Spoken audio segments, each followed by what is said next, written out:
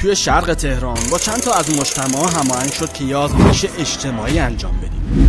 بنابر حفظ پروتکل‌های امنیتی هر 3 ساعت باید رهبر رو توی خونه ببریم. لطفاً با این شماره تماس بگیرید. این متن نامه‌ای بود که ما گذاشتیم لای در و در رفتیم. درکش خودتون ببینید.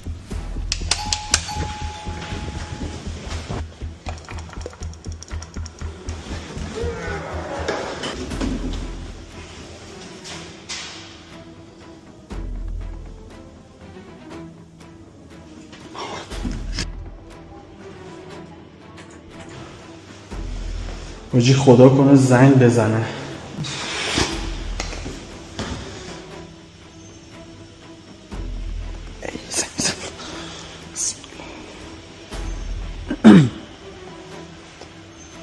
الو.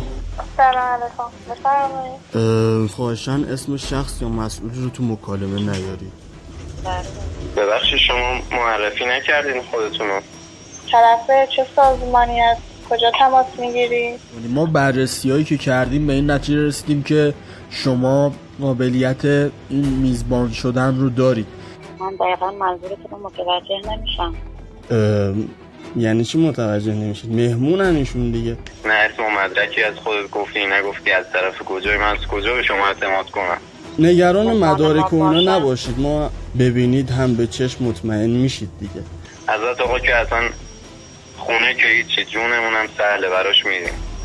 ولی صبر کن بذار من یه تماسی بگیرم، یه استعلام بگیرم شما رو ببینم اصلا شما راست میگی دروغ میگی. خیلی مشکوک میزنی.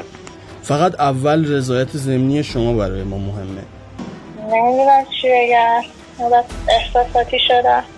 اگه اون چیزیه که من فکر میکنم که رو چشمامون جا دارم. بذار من بپرسم اگه راست میگی اون وقت بیا ببینم هرچی خواستی من بهت میدم. ما آرزومون بوده آقا ببینیم، از بچگی ما آرزو داشتیم آقا از نزدیک ببینیم. ایشون از جون ما عزیزترن. آها دمت گرم، دوربین مخفی بود. آقا نکنین این کار با ما. بابای کاش واقعی بود.